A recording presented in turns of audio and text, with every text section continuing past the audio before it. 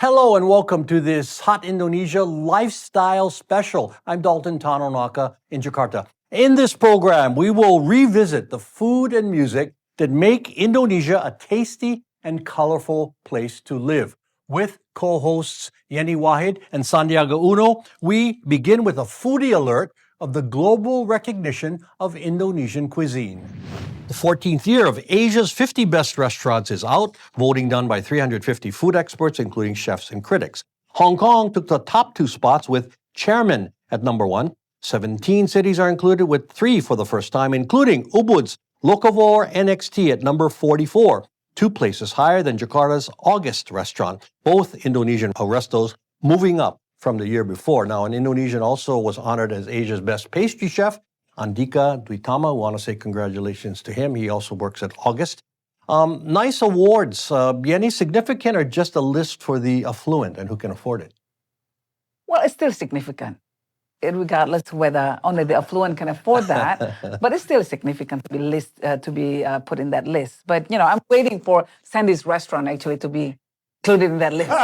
Fine dining, but affordable. Affordable, that's Affordable is very key. I haven't been to either. Have you? Have you No, been I've to never either of been those? I've been to August, and Locavore is going to be having a joint venture with the restaurant chain that we're investing in. So we'll. And But I didn't know that. I didn't bring it up because he was involved in it. The most important thing is 500, 600 years ago, people would travel across the seas from Europe to Indonesia to find for spices. Yeah. And Indonesia is known to create the best spices in the world. So this is a good chance, but we should do much better.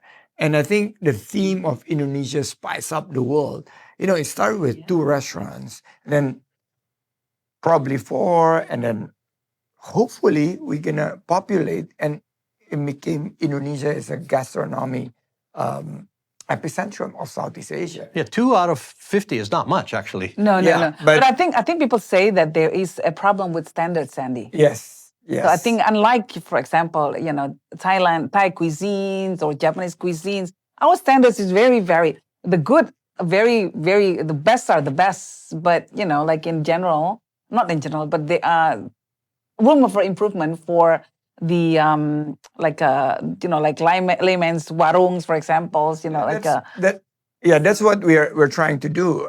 When I was at the ministry, we say, you try to have sushi in New York and sushi in Laos, it's the same sushi. But if it's a gado-gado, it may be more spicy if you're in, let's say, Hong Kong compared to you're in London. So you need to standardize this. You need to certify this. Who has to do that? Well, basically, the government needs to take the lead, but private sectors needs to basically move it forward. But restaurants like these, and congratulations to them again, their price points are very high. They're catering toward visitors mainly. Right. Will locals ever go to those, and what is the attraction? Locals do go, but these restaurants, very hard to get reservations. They are very, very popular. In some, not mentioned in these 2 restaurants that get recognitions, you could wait until 3 to 4 months for a good restaurant here to find a seat. Some in Bali, maybe more advanced, some here. But we should really now say that we are now moving up the ladder. Our chefs, our cook, our waitresses, now, I would say people in Dubai would really now wanting to have Indonesian talent because we have the F&B expertise. We have certified them, and now our micro and small medium enterprises have gone to such high level to provide good culinary experience. Well, what would help is if a restaurant like August would open abroad. Yeah. In your own country is one thing, but then people experience the nicer side of our cuisine instead of their image of just a warung or a padang type situation, right? There are more Indonesian restaurants abroad now. even one in Paris, which is quite nice. Yeah. They're higher end more than just Higher ends, yes. But no, actually, in countries like Saudi, for example, there are many sort of more modest for the workers, for the workers, for Indonesians, overseas domestics. Yeah.